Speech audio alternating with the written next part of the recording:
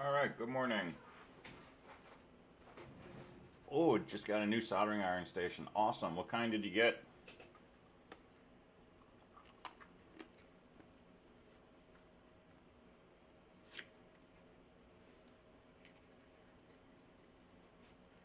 Nice.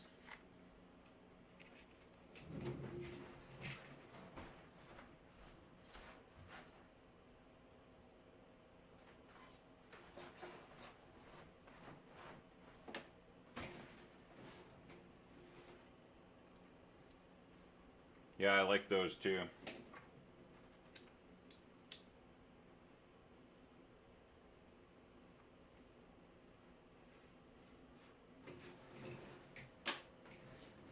I really spent like a lot of my life as a kid and as an adult messing around with like cheap soldering irons. And I always thought I was pretty terrible at soldering.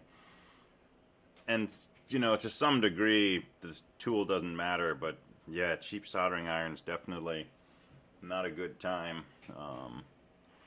Getting something that's, you know, good temperature and stuff like that really makes a difference.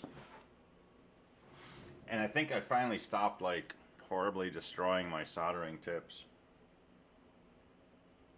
I was going through them like candy for a while, but I think I've gotten better. Yep, totally. Yeah, that's the other thing. I was always like, you know, turning on the iron like before I'd go make coffee or something so it would have time to warm up. And it's nice having something that heats up quickly.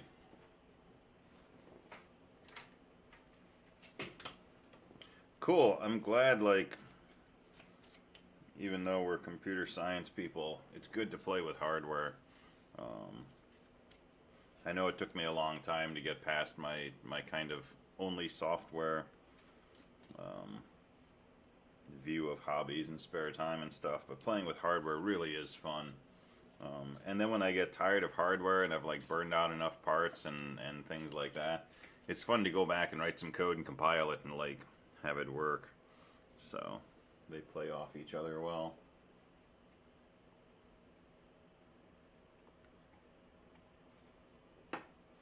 Yeah, digital control is nice.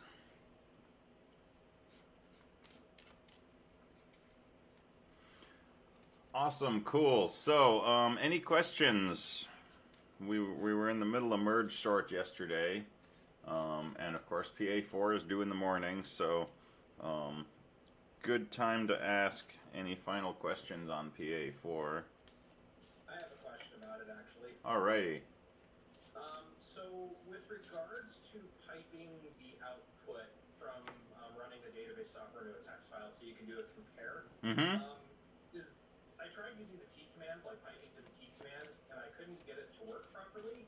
But I did a little bit of research on output buffers and everything. Yeah. Is there a simpler way to do it that I'm just missing?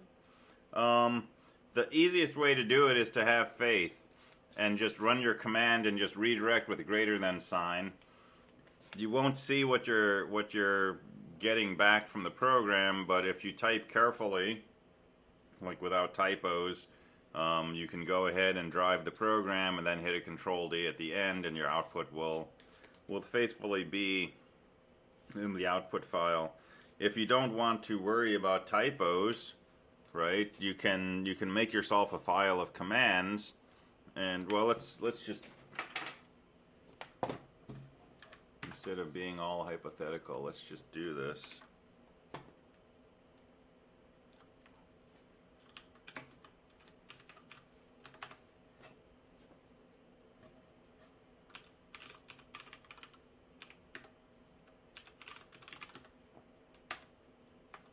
Alright, so I can say dump, and I can see some plates, then I can look up NWL 535, and I can say delete NWL 535, and I'm going to grab that command, and then I can say dump.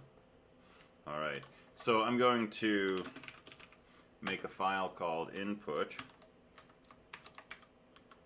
and I'm going to say dump,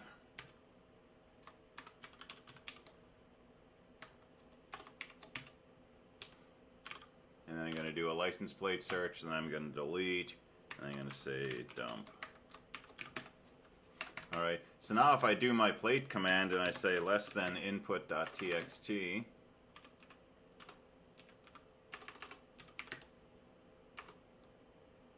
I just called it input. It goes ahead and it runs all of those commands. And so if I do this and I put this into output, right, there's my captured output.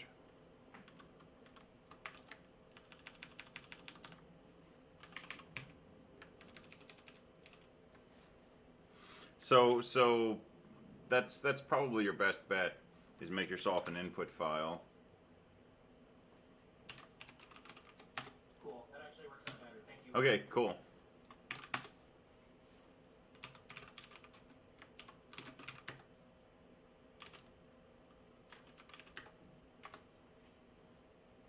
All right, good. Other questions?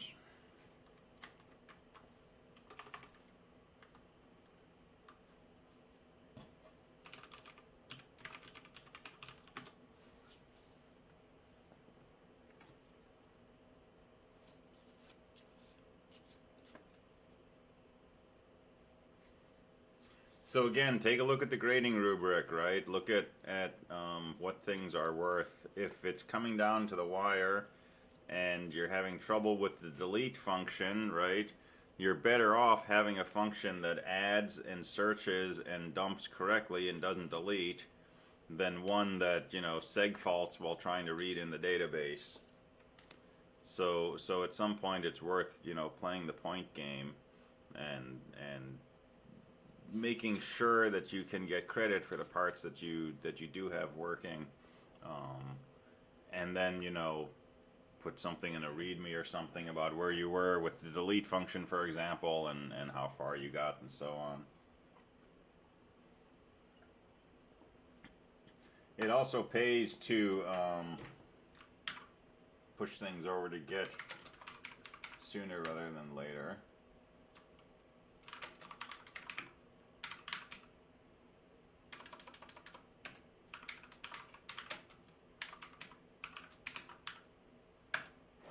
See how we're doing. Let's see, any idea what could be causing a condition jump in Valgrind? Verilog, nice. So if you're getting Valgrind warnings that aren't memory leaks, first thing to check, make sure that when you create a node, you're setting the children to be null. Right, your node has a plate, first name, last name, but also a left child and a right child. And we typically do, you know, a lot of work to set up the plate and the names, but we sometimes forget about the children. So make sure left and right are set to null explicitly. Otherwise you'll get errors from Valgrind. Let's see, 10 downloads successful. All right, so most people have not pushed to Git and added me as a reporter yet. So do that sooner rather than later, right?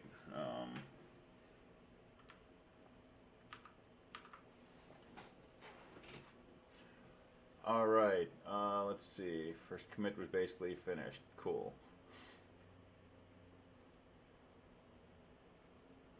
Or an uninitialized car star, right? So anything that's uninitialized actually could be it. It doesn't have to be the children of a node.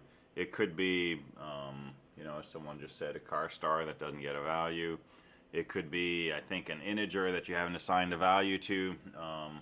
Anything where you're just kind of assuming or forgetting to initialize a variable.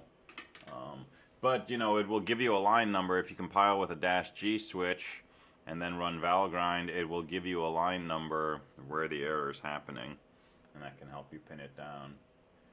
Let's see, how do you get height and if balanced? So yeah, these are recursive. And you need height to do balance, so start with height.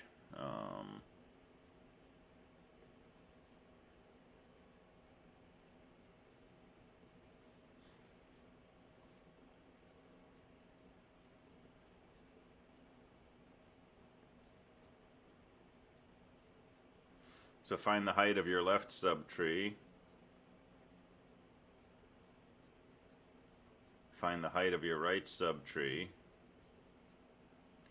If the left subtree is taller, return its height plus 1. Otherwise, return the right subtree's height plus 1. And we need to prevent infinite recursion, so if t is null,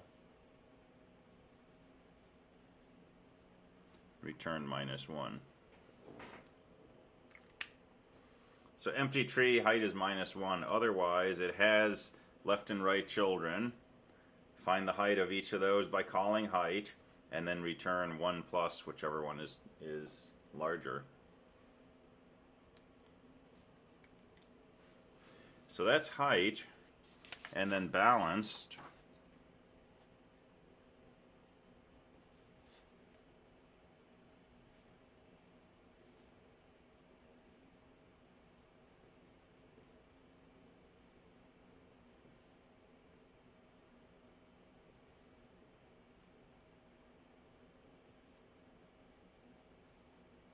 If the difference in the heights of the left and the right subtree is bigger than 1, then we can say right there it's not balanced.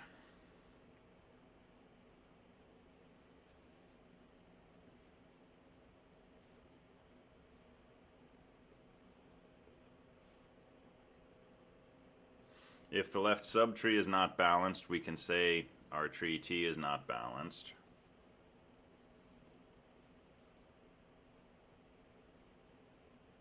If the right subtree is not balanced, we can say the tree is not balanced. But if all of these are satisfied, then the tree is balanced. And edge case here, if the tree is null, then it's also balanced.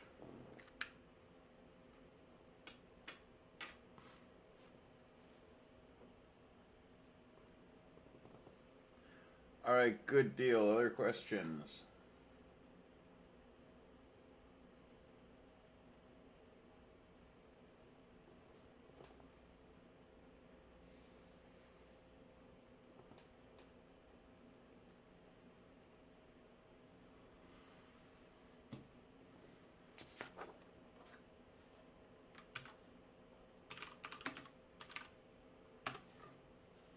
Can you hear me? Yeah. Sorry, I was too lazy to type. Question on the grading rubric, where it says the program doesn't handle unreadable database file. So I passed it my source code, my main.c file, and it doesn't, it reads it in and then it prompts me for a command. Is that going to dock me? No, so I'm interested in mainly the case where you pass it a file that doesn't exist. Okay. So if you don't handle that, it will segfault. But I don't need you to do, sophisticated parsing. And technically, if you look at a C program, you could interpret that as a license plate database with some very strange plates and names. But yeah, so I'm not going to try that. I'm just going to try it with a file that does not exist and make sure it handles that case. All right, thanks. Yeah, you're welcome.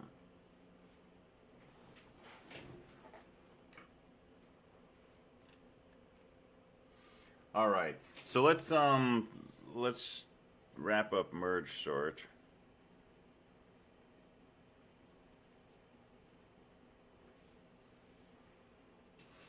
So the base case for this, if you're trying to sort something that only has one piece of data in it, there's nothing to do, there's no work. Yay, you found your Valgrind issue. Good. Excellent. Yeah, you can assume that any database file I check will be in the correct format. That's a safe assumption.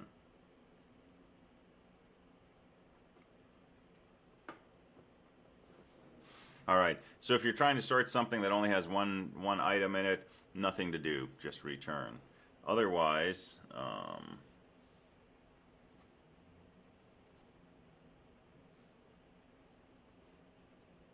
split your data into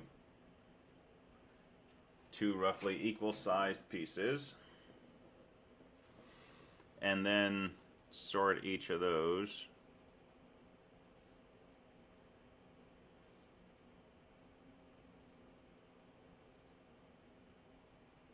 And then interleave.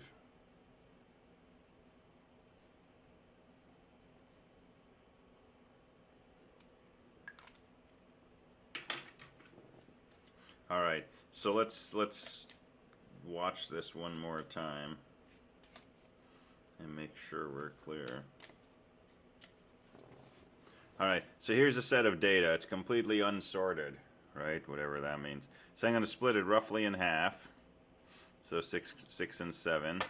And we're going to sort each half using a merge sort. When I'm playing recursion, I'm not going to think about the details of how this call to merge sort happens. I'm going in with the belief that merge sort will sort my data. So when I call merge sort, I know that when I come back from it, my data is going to look like this. Right? 7, 8, 9, 10, 11, 13. And then I'm going to merge sort the right half of the data, and I know that when I come back from that, my data is going to look like this. 1, 2, 3, 4, 5, 6, and 12. This is going to be really boring to interleave. All right, so the interleave process basically, two sets of data, look at the first element in each set, pick the smallest. Okay, in this case, this is the smallest, so I pick that. Now this is still the smallest, this is the smallest, this is the smallest, 5 is the smallest, 6 is the smallest, 7 is smallest, and then 8, and 9, 10, 11, and then 12, and then 13. And when you finish that, your output data is sorted.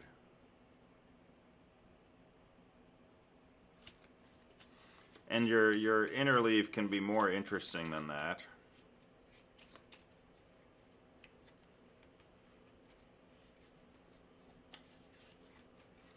So let's say that's 1.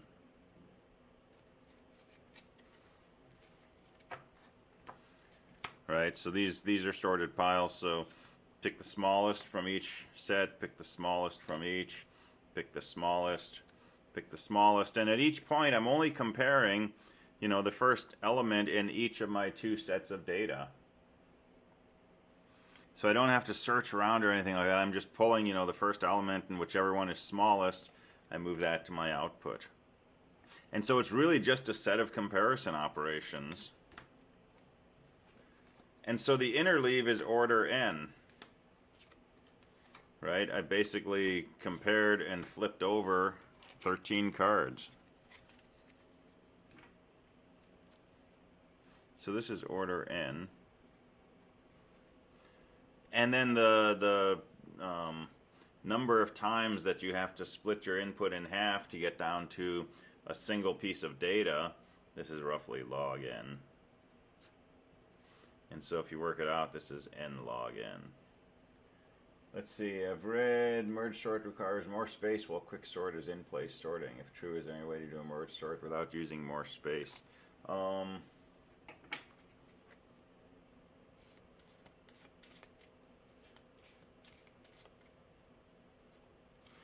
I think the interleaving is going to require a separate output area.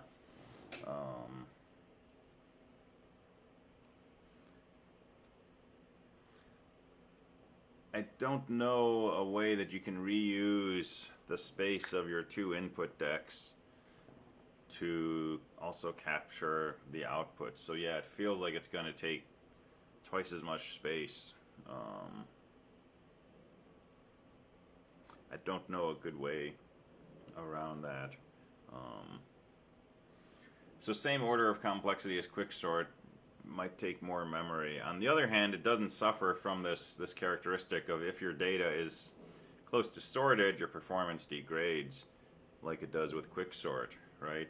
Your amount of work is always going to be the same regardless of the sort order of your set of data, right? You're still going to split it in half. You're still going to merge sort each of those, which means you're going to split it in half, and so on and so forth.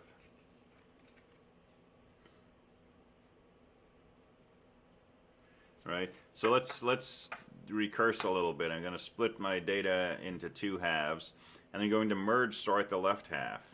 So let me put this side on the side. How am I going to merge sort this? I'm going to split it in half, and I'm going to merge sort the left half. Well, how am I going to do that? I'm going to split it in half, and I'm going to merge sort the left. Well, when I try to merge sort this, it's going to come back and say it's already sorted. So now I'm going to merge sort this set of data. Well, how do I do that? I split it in half, and I call merge sort on this, which will come back with that piece of data, and I call merge sort on this, which will come back with this piece of data, and then I interleave. So I put in a 6 and I put in a 12, and this is the result of merge sorting those two pieces of data. Now I was sorting the set of 3 pieces of data. I merge sorted the left, which was a no-op. I merge sorted the right. Now I have to interleave these two. So I put out a 6, an 11, and a 12, and I am done. I have merge sorted this set of 3 pieces of data. And now I need to do the same thing on this set of 4 pieces of data. And again, we'll split it in half. We'll merge sort this, which means split in half and interleave. And then split this in half and interleave. And then take those 2 halves and interleave. And now we've sorted those, and then we interleave this with this. And so it looks like this.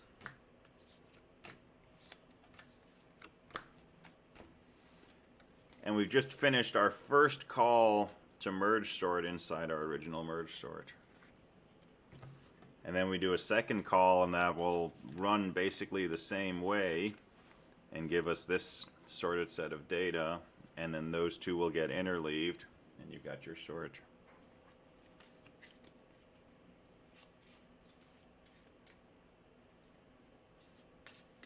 Now coding this is a little bit of a pain, especially in C, because arrays in C, well, you know, they're arrays in C. They're pointers. So splitting a list in half, right, is slightly tricky, and we got to pass around, you know, the length of these arrays because they don't have inherent length and all this sort of stuff. But algorithmically, this is pretty simple. Split in half, sort the left and right, interleave. So merge sorts are pretty fun to code, actually. And they work pretty well.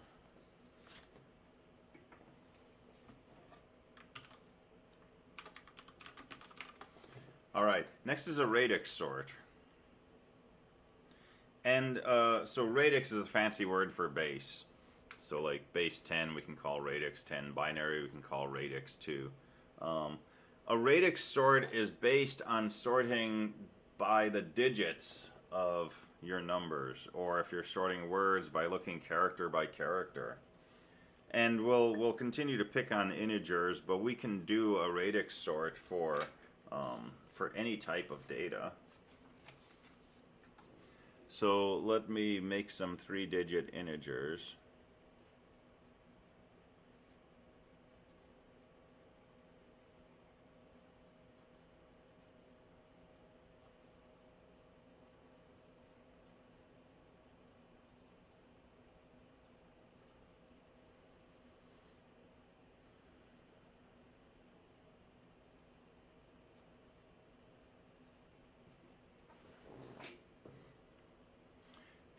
And we need our data to be the same length. So if we had, you know, a number like 17, I would put a 0 in the front of it, just to simplify things.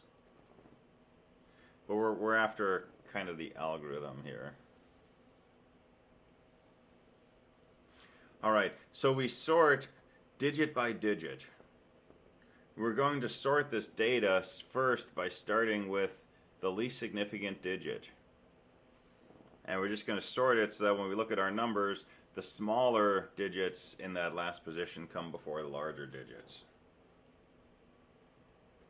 And we need to do this in a very particular way. We need to make sure that when we pull things out from here and put them in sorted order based on a digit, that if two things have the same digit, we don't change their relative positions.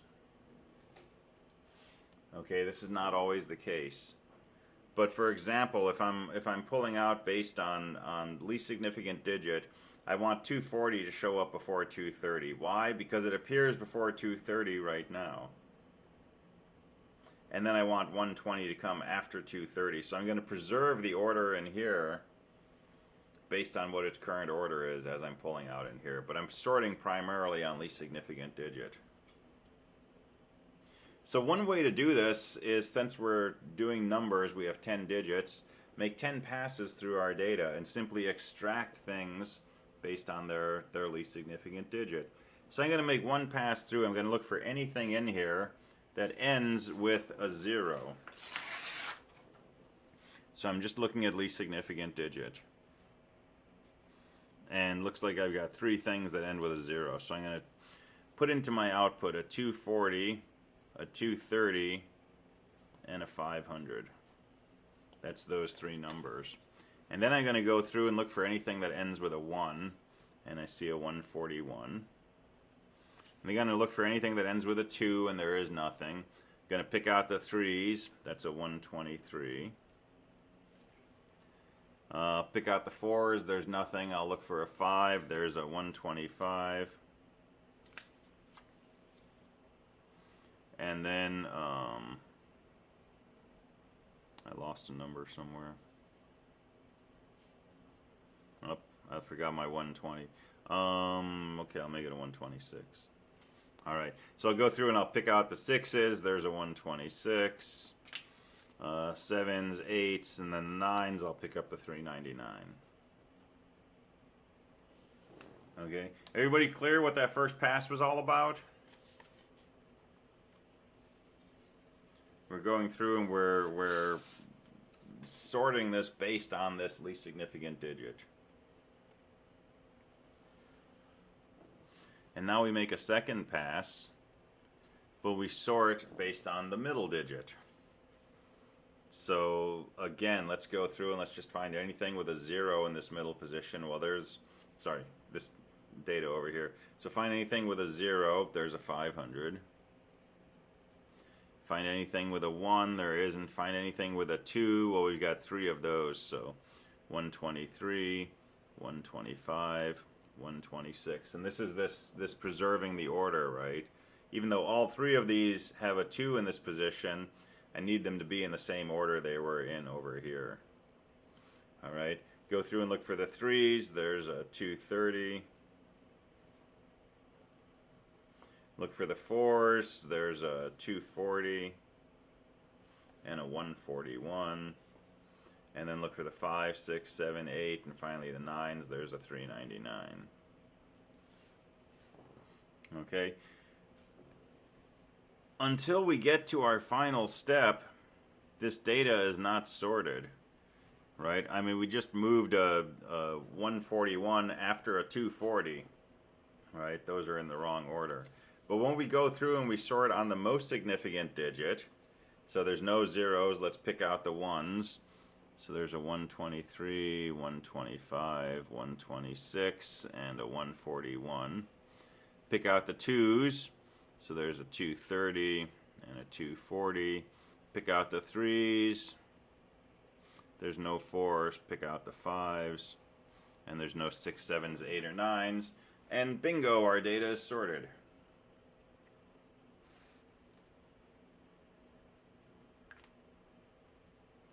Alright.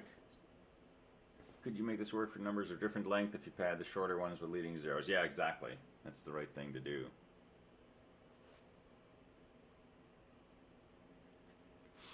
And so, yeah, someone else just pointed out, this is order 3n. Right? It's an order n operation to go through and sort. Well, if we're really generous, right, to go through and form this output list, this really took 10n operations.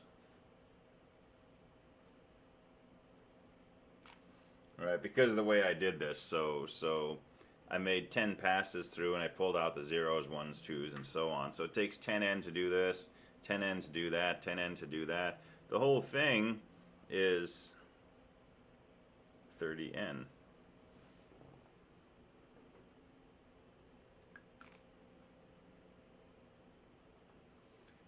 How would you accomplish that in C, zero padding that is? I wouldn't actually pad them when I'm going through. So assuming I had these things stored as strings, you know, if I'm working on the 5th digit, I would just see if the length was less than 5, and if it was, I would treat it as having a 0.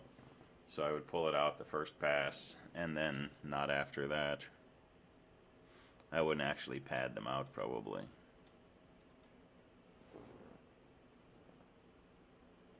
So this is 10n because the way that we did this, we went through our data once, took anything that ended with a 0, copied it to the output. Then we went through a second time, took anything that ended with a 1, put it in the output. Went through a third time, put anything with a 2 over here, a fourth time anything with a 3, total of 10 times. The 10th time we took anything that ended with a 9, copied that to the output. So it was 10 times through our data, 10 times n operations to form this output column. And we have to do that 3 times, 1 for each digit, so that ends up being 30n.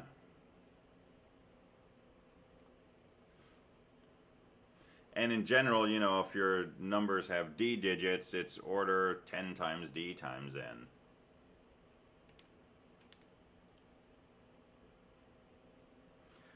And this is an interesting analysis because, remember, I've said that we can throw away constants.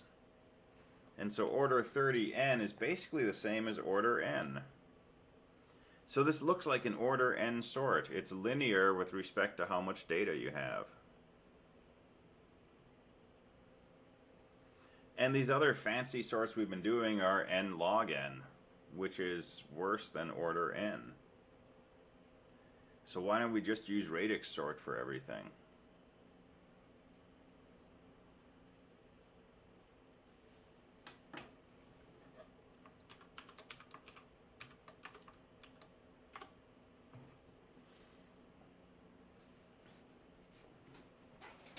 There is a catch, you know me.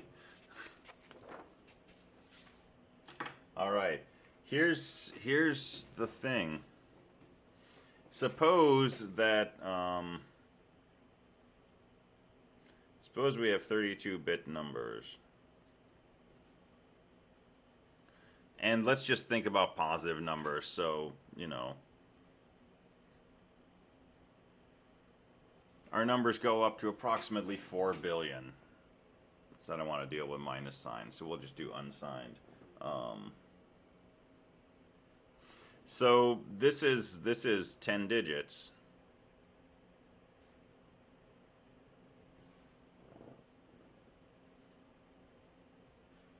Right? 10-bit integers or 32-bit integers fit in, you know, 10 decimal digits. So if we use a Radix sort, how many operations are we going to do? Well, if we have n numbers, we're going to have to do 10 passes, you know, for each digit in our input number, and a total of 10 digits. That's 100 times n operations.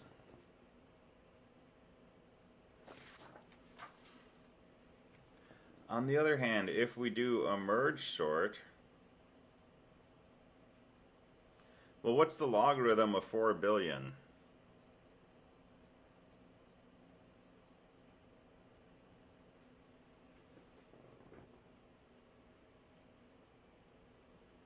The answer is somewhere on this page. 32. Excellent. Right? The logarithm of 4 billion is the thing that when you raise 2 to it, you get 4 billion. Right? Or the number of bits that you have in that many things. So the log of 4 billion is 32, so n log n is actually around 32 times n. And you know, 32n is better than 100n. So what's going on here? we've got to be a little careful when we talk about orders of complexity. These are really asymptotic limits, meaning as n grows towards infinity, what does the growth rate look like? But for small n, like this may not be an accurate description of how the problem grows. So if n goes up to, infinity, 100n, 1 times n, basically the same thing. But for small numbers, 100n compared to n log n, well, log n is so small that n log n is actually better.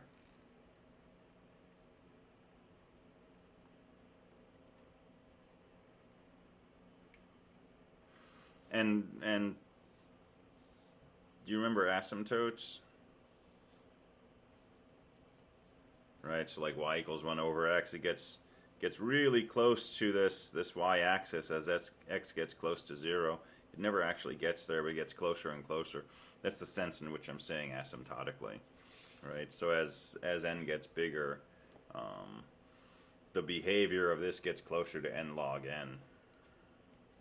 As n gets bigger, the behavior of this gets closer to 100 times n. But for a particular n, right, we can still compare this, which is 32n, to that, which is 100n. But eventually, if our number was bigger than 2 to the 100th, then n log n would be bigger than 100n. So at some point, this becomes worse than that.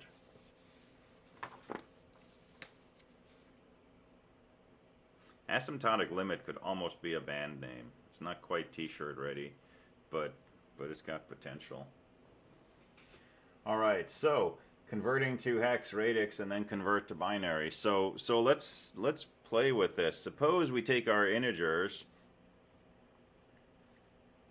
and we write them out as 32-bit binary. And we look at how much work we have to do. Well, now, to form our output based on least significant bit, we have to make 2 passes through our data. And the passes are trivial. The first pass, we take anything that ends with a 0 and we copy it. And the second pass, we take everything that's left and we copy it. So the passes are getting really simple to do now. And that's going to be 2 operations. And then we have to do this for each bit position. 32 bits. So we're going to end up making 64 passes through our data.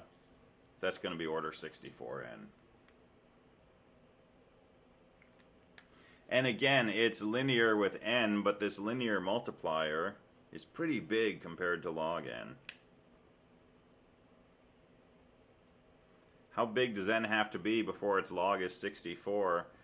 2 to the 64th, right? The number of moves to move your stack of 64 disks in Tower of Hanoi. It's a big number.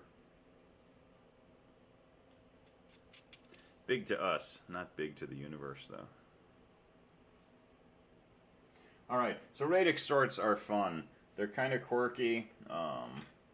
They're cool to code, and they can be deceptively efficient.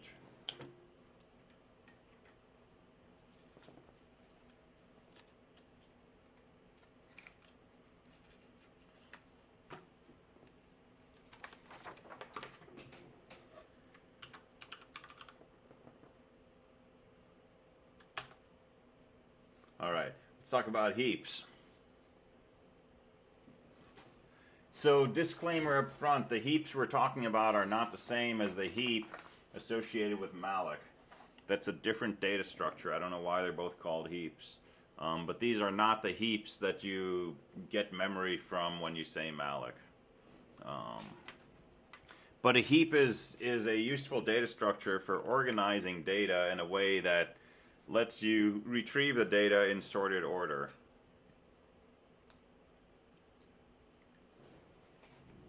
So we're going to do some definitions.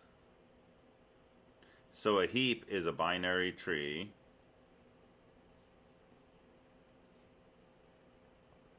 with 2 characteristics. And it's not a binary search tree. it doesn't have this left-right relation to the root that BSTs have. These are not the heaps you're looking for exactly. So a heap is a binary tree which has two characteristics, which one is shaped like a heap, and each node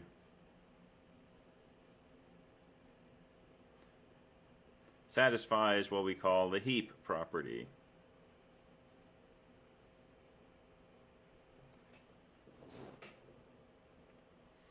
Alright, so a heap is a binary tree that's shaped like a heap and satisfies the heap property at each node.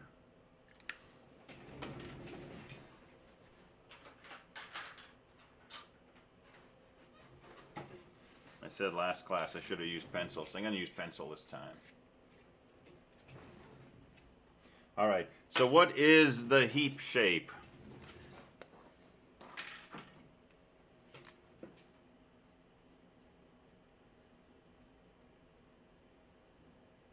So when we say a tree is shaped like a heap, what we mean is each, let me just say row, so each level of the tree is complete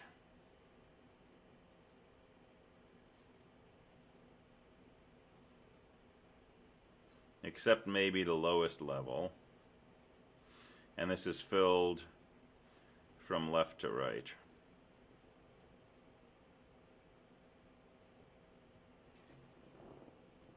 So for example, that's a heap shape. This is a heap shape. This is also a heap shape. This is not a heap shape because this second level is not completely filled in. This is a heap shape. This is not a heap shape because the lowest level is not filled in from left to right. We're missing something right here. Okay, it's a lot easier to explain with a few pictures than with words. But basically, every level of the tree should be completely filled in except maybe the last level. And the last level has to be filled from left to right. So no, yes. That's a heap. That's still a heap shape. This is also a heap shape. And we could have, you know, another node sitting down here. That's still a heap shape.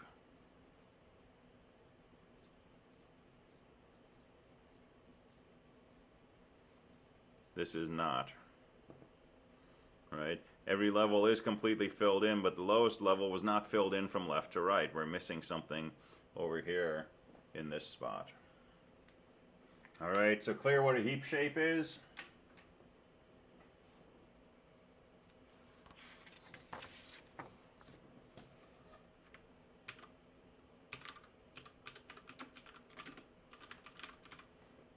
Alright, so the heap property. Each node has to satisfy the heap property. So up front, there's two kinds of heaps we can talk about, max heaps and min heaps. And for the sake of today, we're just going to talk about max heaps. So we'll talk about the max heap property.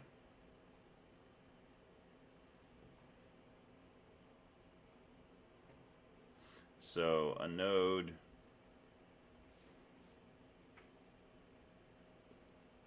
satisfies this if it's greater than the value of both of its children.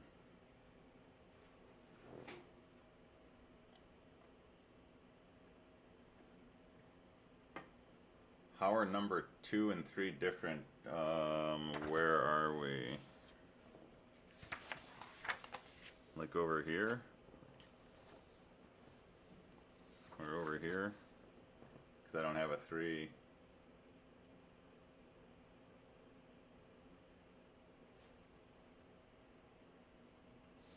Top right and bottom left. So this is not filled in from left to right. For example, there's a node missing right here. Whereas this one, you know, every level is complete except the bottom, but the bottom one was filled in from left to right. So this satisfies the heap shape, this does not.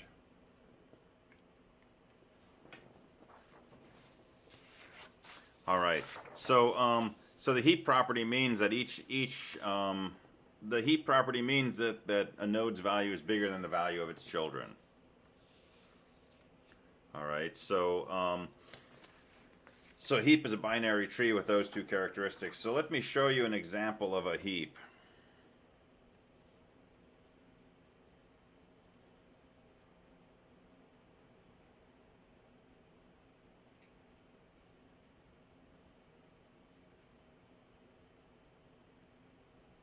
Right? That's a heap. It's a max heap. It's shaped like a heap. That's easy to just look at and see. But it satisfies the max heap property at each node. 50 is bigger than its children. 20 is bigger than its children. 45 is bigger than its children.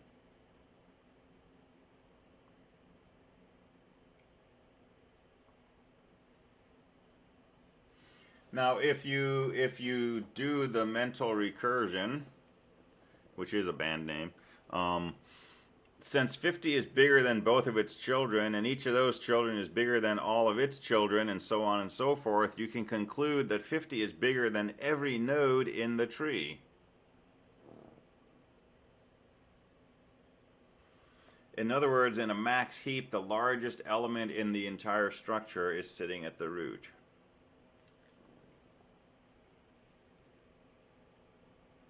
And that's why max heaps are useful for pulling data out in sorted order. So yeah, its main use will always pull things out of the root. And it's used mainly to, kind of like a stack, but a funny kind of stack where things get rearranged so that the largest thing is always sitting at the top. And then when we want to find the largest thing in this collection, poop, we just pull it off the top.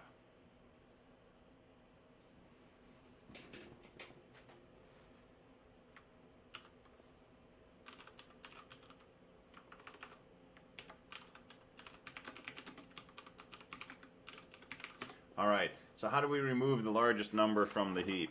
Let's make a copy of this.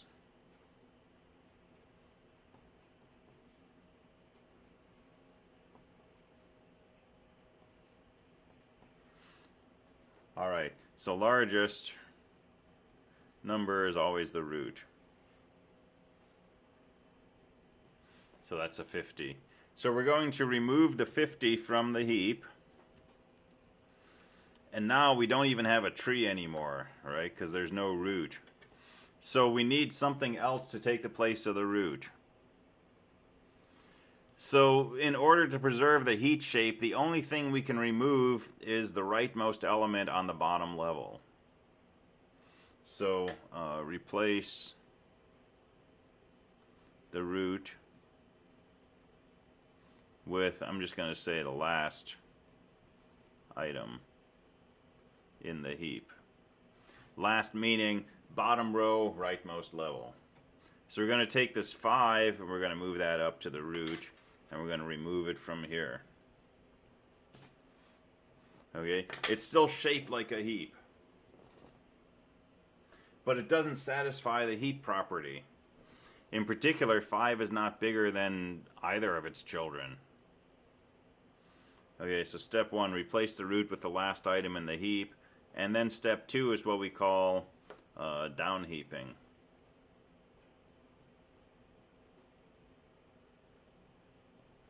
Okay, so how do we down heap? If the node violates the heap property, swap that node with the largest child, and then down heap from there. Alright, so what does this look like? Starting with the node that we just put up to the root, 5. 5 violates the heap property. It's not bigger than both children. So we're going to swap 5 with the largest child, which means this will become 45. This will become 5. And now we down heap from here.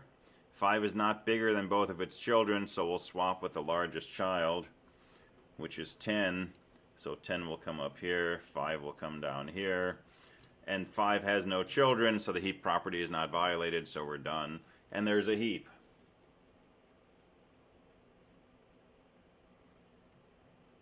If we want to pull off the largest number from this heap, it's the root, 45. Take that out. Replace it with the last item in the heap, which is a 5, and down heap. So swap 5 with the largest child. So this becomes 20 and 5. Swap 5 with the largest child, which is 19. So this becomes 19 and 5, and we're done. And we're all set to grab the next largest thing in the tree, which is a 20. So we can pull that out, swap in an 18, which was the last element, and down heap. 18 is not bigger than both children, so swap with the largest child. And now check 18, it is bigger than both of its children, and so we're done, and there's what our heap looks like. Alright, so that's the basic essence. We will continue this tomorrow. We'll go through this again for removing, and then we'll look at how we add things, which is basically add to the last spot and up heap. And then we'll talk about heapifying to build a heap out of an initial set of data. And then we'll look at implementation, and there's some interesting ways to implement this. So we'll probably finish sorting tomorrow, and then next week we'll go on and we'll start talking about dynamic programming. And that gets us into some really fun stuff. All right, have a good afternoon. I will see you tomorrow.